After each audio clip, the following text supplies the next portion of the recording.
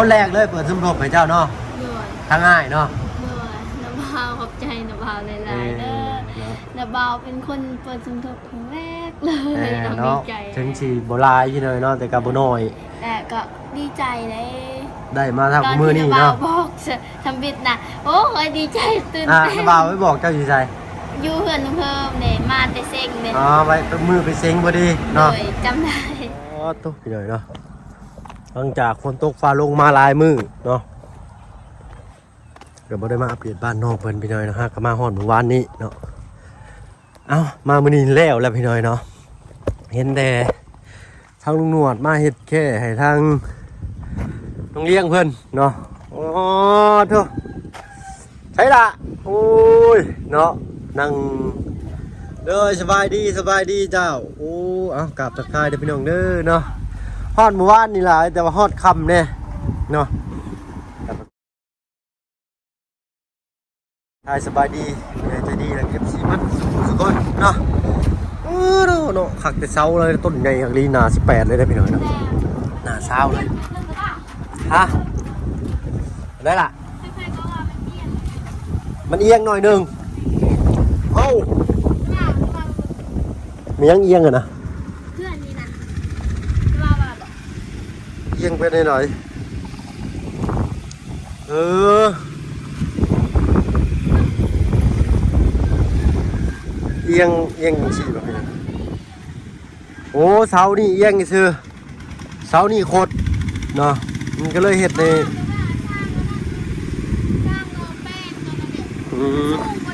หน่อยมันเอียงบ่เสานี่แหละมันจะโค้งเลยหนึ่งนี่แม่นบ่บรรลุงน้องแน่มึงใจกันดูนอกเสาจะเอียงเสาโค้งหน่อยหนึงอ๋อชนใช้เพิ่นเอาต้นชนเสาทะลุมนี่เอียงมาข้างนี้โพดมันก็เลยอยากเอียงไปพุ่นเมียนความนอกเพิ่นได้ไปหน่อยเนาะคือว่าแล้วเนาะมันก็สิแก้แนวได้บาทนี่เพิ่นเทเบิ่นเลยเนาะกะมันเอียงแต่เสานี่กับเสานี่เนาะแต่เสาน่ะบ่ได้เอียงติเอียงแต่เสา3เสานี่เนาะเสานี่หนักกว่าหมู่เลยเพราะว่าเสามันจะโคตรเป็นได้พร้อมขึ้นมื้อใดล่ะ ทีสาวนี่อีก2 มื้อ วันที่20 เลยมื้ออื่นมื้อ โอ้ผมดีนำเนาะเรามืออื่นนี่ขึ้นเฮือนใหม่ใส่หญ้างามวิธีก็เรียบง่ายแบบบ้านเจ้าเลยแบบอันทางเจ้าเลยเนาะโอ้โดดไปลายมือแล้วบ่ได้ขึ้นไปเบิ่งนี่บ่มีหยังผิดพลาดติเนาะบ่มีเนาะสายพาบ่าวขึ้นเบิ่งอยู่หั่นเนาะบอกพ่อบ่มื้อละ40ก้อน42 45ผมได้เนาะถึงแล้วก็ กาย หอมกายจาม เล่าถึงก่อน ยังอันนี้มีนา ที่29เดือน6 26ยกเสาดิ โอ้หนุกเสาเนาะเพิ่นบ่เขียนในทางข้างเขียนในทางขึ้นเลยจังเขียนเองบ่ต้องพดเกือบอยู่บ่นี่พดเลยเนาะทำความสะอาดเรียบร้อยอ๋อต้องมีระเบียงนั่งลิ้นอีกนี่เนาะคักแล้วนี่เนาะเบิ่งเขานั่งนำนี่เด้อโต๊ะเพิ่นน่ะงามอ้อลึเลยนี่เนาะคักอย่างเงี้ยพี่น้อยเนาะนั่งอันนี้แม่นรถลุงจันทร์เพิ่นเนาะไม้น่ะเก็บไว้เด้อนั่นน่ะเด้อตัวไม้สิเหลือไม้สลาคือกันให้พ่อเจ้ากับน้าบ่าวหรือกับไผก็ได้ย่อเขามาสิไว้ตารางเรือนบ่ให้คนเหยียบไปกับสร้าง เจ้ากับสร้าง นั้นขุดมันเป็นทองขุดมันเพียงทมดินสร้างเอาเนาะวิวคักอะลีบ้านเจ้านี่ยามมื้อเช้าฝนตกเนาะหมอกนี่แน่บ่เห็นเนี่ยพูดเย็นบ่จนหนาวเลยเนาะมีสัญญาณบ่อยู่นี่เราคลิปได้เมื่อนั้นบอลีไปถ่ายคลิปแล้วเราคลิปนี้เนาะครบพ่อบ่สิให้ซื้อมาให้ครบอันทินเนอร์เด้เหลือบ่โอ้ดีพี่น้องเนาะตามที่ช่างเพิ่นช่างเลยพี่น้อยเนาะทินเนอร์2 ลิตรเนาะ1 กระป๋องแน่นๆเลยตัวมื้อน่ะฝนตกห่านแถวบันดงปิดเบิดว่าแล่นซื้อชายแดนกับลุงเพิ่นพี่น้อยเนาะเพิ่นเสียสละเวลาให้ว่าซั่นซะนี่ไสมีหยังอีกให้เบิ่งโอ้อยู่พี่กันเนาะคือสิมีหลายคนเนี่ยพี่น้อยเนาะมาอัปเดตเนาะ ตามจริงนี่ต้องมีเสาเด้นี่ถ้าว่ามีเงินซื้อเสาเล็กมาใส่หลายเนาะทาสีเดี๋ยวก็เอาขึ้นใส่ มีอยู่แต่สร้างเอาออกบ่ อืมบ่แม่นมันทรงบ้านสิเป็นแบบนี้อันนี้เสานี่เพื่อแม่นเพิ่นไว้ซื่อเฮ็ดให้มันงามซื่อได้เสานี่ เจอแค่นั้นเล็กแบบนั้นนะ แม่นเล็กแบบนั้นแหละก็คือสิ มันก็บ่แพงเลย แม่นก็บ่แพงบ่ได้ดอกซื้อมาแล้วทาสีก่อน ค่านันหน้าแทนบ่าว โอ้ยังบ่แห้งไผมานั่งเฮ็ดแต่ห้อยส่งอยู่นี่ เอาดิ โอ้ มีติดนี่ชงมาติด โอ้ตกนี่เนาะอีจังดี ตอนที่มันอยู่นั่นมาลีมาแล้วก็มันเลยชงแล้ว ติดต้นกล้วยเลยดิ นี่มันก้อยด่ามันก็ต่างกัน ต่างกันเนาะ ตอนยังบ่มีอินเนอร์เด้อินเนอร์หมดเลยเด้ สีชาไทยเบิดบ้านเลยนี่เนาะเบาหวานขึ้นตาเลยข่อยบาดเอ้าขอบประตูเพิ่นบ่ได้ท่าให้บ่ซะ หาแล้ว บ่หน้าต่างนี่คนเยียบเลยทางในนี่เพิ่นบ่ได้ท่าบ่เนี่ยสีขาวบ่พอบ่หรือได ขอบคุณ อันนี้เป็นห้องไผห้องนี่ ของ ห้องพ่อเนาะแน่นหนาพี่น้อยเนาะสวยงามตามท้องเรื่องวงกบบอกผู้คนแล้วบ่จะสิมาขึ้นเรื่องขึ้นชาติ บอกแล้วพอจะเสา โอ้ตกกระเจนเลยไง กระแจมไม่ถาว ไปไหนมาหลอกไว้บ่ ลองอันนั้นมือสร้างปะเครื่องไว้ดิ โอ้ยำเสียของชากเหมือนใช้อันนี้เด้ต้องเปิ่มอยู่เอาเข้าคล้องมาอยู่หรือบ่ บอก ยังเนาะต้องถ่าขึ้นใช่ก่อนจังมาอยู่อ๋อตัวเงาขึ้นลมเย็นโว้ยเลยพี่น้องเย็นเลยเนาะเพื่อนตัวเนาะเปิดหลับลมเลยนี่ มีโทรทัศน์จักเครื่องหนึ่งเนาะ ดู โทรทัศน์นี่ มีตู้เย็น โทรทัศน์นี่ใส่นี่เนาะ แต่นี่บอก เนี่ยแหละนั่ง นั่งเบิ้งเนาะ แม่นนอนเบิ่งก็ได้ก็แป้นเนี่ยเพิ่นกบอยู่ที่นี่เนาะ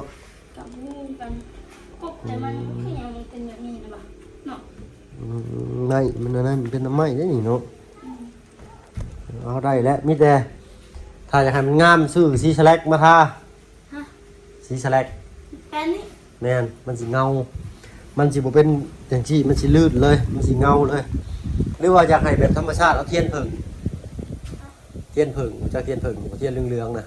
ไม่จักมันเป็นแบบไหน เทียนหูจักมันสิเป็นอยู่ในเทียนผึ่งที่ว่าเขาเจ้าจูดเทียนเลย สีเลือกอัน แม่น แต่มันเป็นแบบไหนอันนั้นนะเขาจุดอะไรเขาจุดให้มัน ถ้าบ่ต้องจูดเขาเอามาเลยเขาเอามาจะเห็นบอกกับโป๊กบอกข้าวอะกับโป๊กข้าวห่าวนะข้าวที่เขาเอาไปใส่ขนมไปเด้เอาเปลือกกันมาแล้วเอาเทียนมาทูแล้วก็ทูคัดขมือนะโอ้เหลือมงามทูแป้นนี่ งงซ้ำบาทนี่นะมันบ่มีแบบอย่างให้เบิ่งมันเฮ็ดยากไปหน่อยเนาะทุกอย่างมันมีต้นแบบนะใช้มันนั่งนี่เบิ่งอันนั่งน่ะบ่าวสิทำเป็นได้ตั้งแต่แล้วเพื่อนแล้วชาติมีแนวอันจุ้งดอกจุ้งใจแบบว่าพันดอกพันดีอยู่บ่ ฮะ พันดีอยู่บ่ตั้งแต่เฮ็ดเพื่อนแล้ว บ่ได้บ้าน บ่ได้พันหยังเลย เลย เอ้าเนาะแล้วกันบาทนี่ หรือว่าเขาได้บ้านเลยเขาไม่ได้นอนอยู่เพื่อนนี่กันแล้วนอนนะ บ่แลเนาะบางทีเขาสิขึ้นเพื่อนใหม่แล้วยันว่ามีแนวมาต้องความพันเด้ ชื่อว่าเน่นนาลิเห็นกันเนาะลมพัดต้องแห้งตีอยู่ เย็น เออ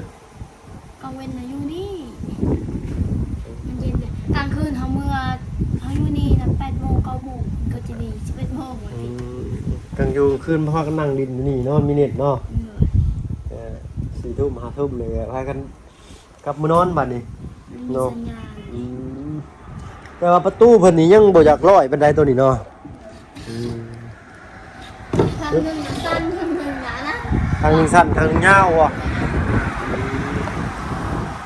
ก็บ่อยากอันนั้นปานใดแต่ก็ปิดไว้พอกันหาขึ้นมาพี่หน่อยเนาะกันนะจ้อมาซั่นซะยังมีไผเด้อยู่เพื่อนน้องอันนี้เนาะเพื่อนน้องอันนี้ยังมีไผอยู่ เงินค่ะมันจะดีนะ เรียนอะไรจะลาวบ่ มีแต่กันลาว เพิ่นยังบ่ได้เมื่อบ่ อาจารย์ลาว เรียน เพื่อเมื่อเลยดิเราหากนมา ทางก็มามื้อนี้บ่ นั่น เอาขึ้นมาฮอดมื้อนี้เนาะโอ้เดี๋ยวได้เห็นเพิ่นไปเฮ็ดคือ แต่เห็น YouTube เผยทางเบาหน่วยบรรณาอยู่พี่น้อยนะเอาบัตรอะไรได้สันแล้วหรือบ่เพิ่นสาวเจ้า แล้วแต่เขายังคุยเรื่องค่าอันนั้นค่าโบกอาชีพ2 ล้าน โอ้ กับเทพื้น รวมเทพื้นโบกน้ำที2 ล้าน แม่แล้วก็ใส่วงกบเนี่ยก็ไล่ยางอยู่มันก็พุ่งไงก็จ้างอยู่ไหนเทพื้นสิอันนั้นรวมทั้งเทพื้นสิ2 ล้าน เทพื้นก่อสาบ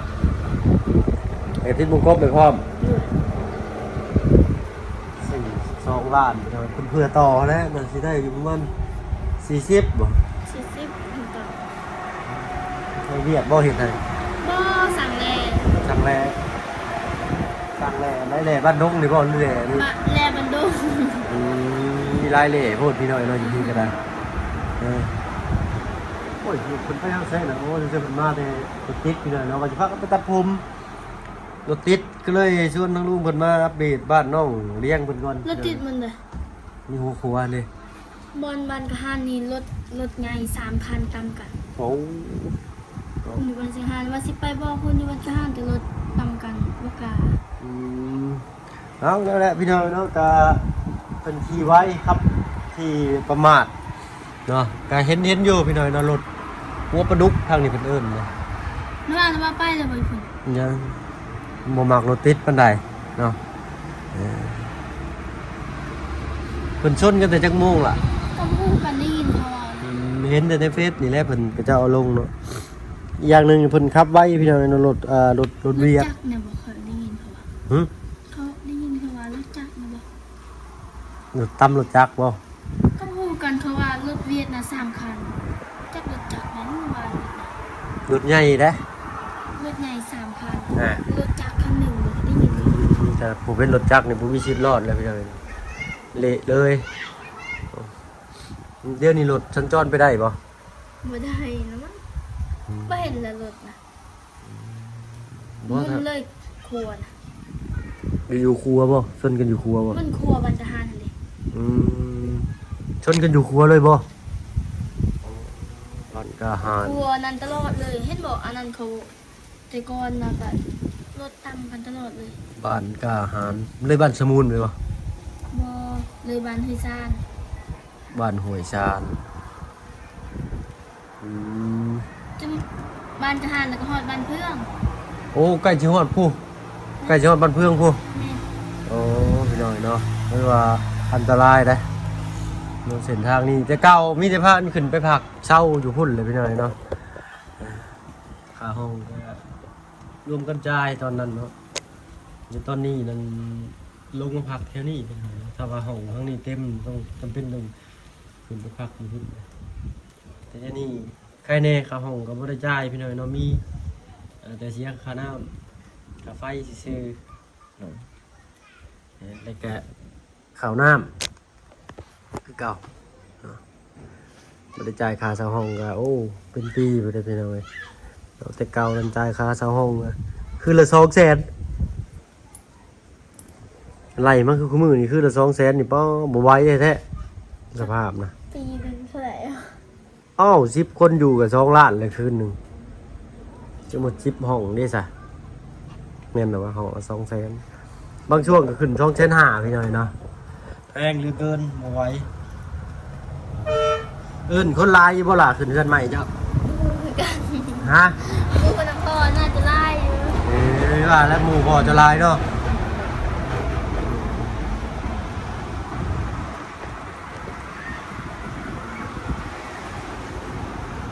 ก็พี่น้อยเนาะอีก2 มื้อได้อพี่น้องเด้อเนาะขึ้นเรือนใหม่ใส่หญ้างามบ้านน้องเลี้ยงเออหมู่เจ้าได้หลายอยู่บ่ ประมาณ4-5 คน ที่เหลือหมู่พอเบิดเลยเหรอ หมู่น่ะรุ่นเอื้อยอายุ17-18อยู่บ้านกะฮานแล้วก็อยู่บ้านตลาด ประหลาดที่นี่เนาะแล้วก็อีกหมู่บ้านหนึ่งพี่น้อยหมู่บ้านประหลาดนี่ก็มีหลายคนได้เว้าว่าอยากให้ไปช่วยเหลือเนาะแต่ก็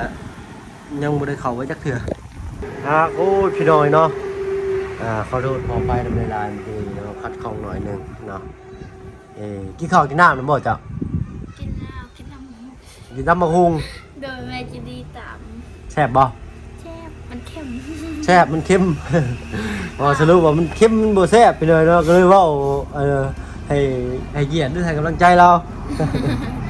แซ่บมันเค็มเนาะเวลารถบ้านก็อันหน้าสิเอาขึ้นได้เลยเห็นรถใหญ่สัญจรมาเลยเนาะ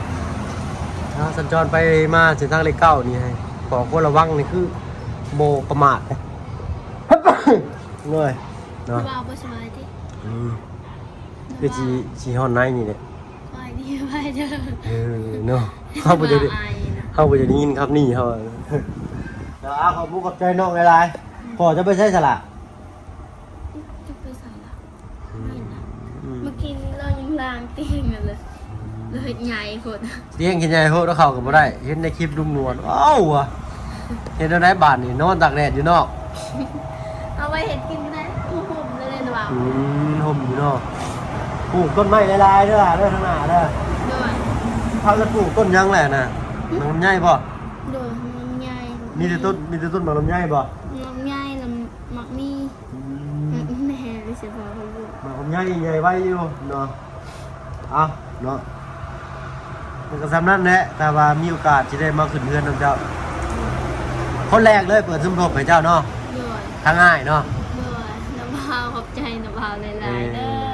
น้ำเบาเป็นคนเปิดสมทบครั้งแรกเลยน้องดี เนาะ ใจ ถึงสีโบราณที่เลยเนาะแต่กับโบน้อย แต่ก็ดีใจเลย ได้มาทำมือนี่ ตอ เนาะ ที่บอก